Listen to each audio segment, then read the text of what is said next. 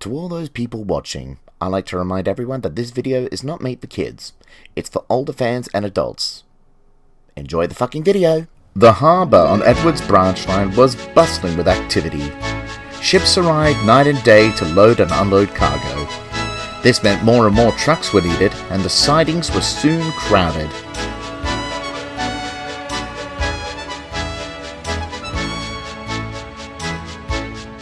Poor Edward found it difficult to stay organised. Any spare time he had was spent trying to tidy the trucks. Unfortunately, his priority was getting his own trains ready, so little progress was made. Bill and Ben tried to help when they brought their load of clay. However, they often end up bickering about what truck should go where, which only made things worse. "You can't keep going on like this," remarked BoCo as a weary Edward huffed into the junction. "I think it's time we spoke to the fat controller about getting help." "The other engines are much too busy with their own work," Edward replied. "I'll manage. Somehow." BoCo was unconvinced, but said no more. Later, BoCo brought passengers to Thomas's junction. He was still thinking about Edward when his thoughts were interrupted by a cheerful ding-a-ling-a-ling.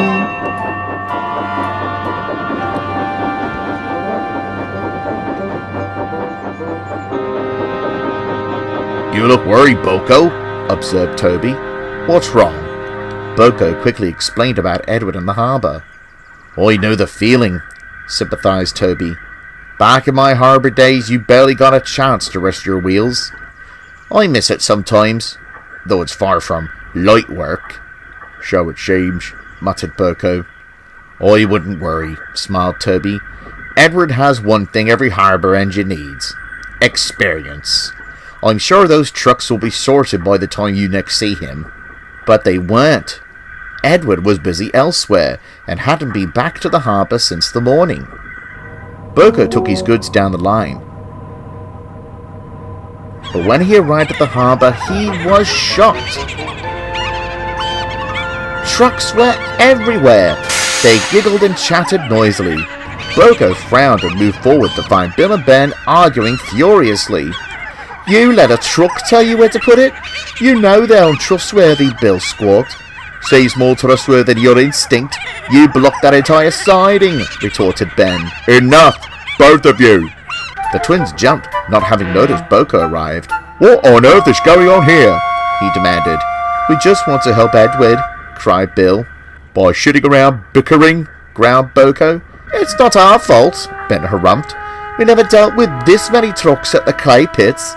Perhaps if Edward had passed on some of that experience of his..." "Experience!" cried BoCo. "That's it!" The twins stared at each other, then smiled. Whatever BoCo's idea was, it was good enough for them. That evening, Edward was bringing his last passenger train to the harbour. He was glad the day's work was done and was eager to organise the yard. As he pulled into the harbour, he was quite surprised. The trucks were all tidily arranged. Sidings were clear, ships were hooting their horns in delight, and the workmen were in much better spirits. "How?" he began, when a familiar sight came into view.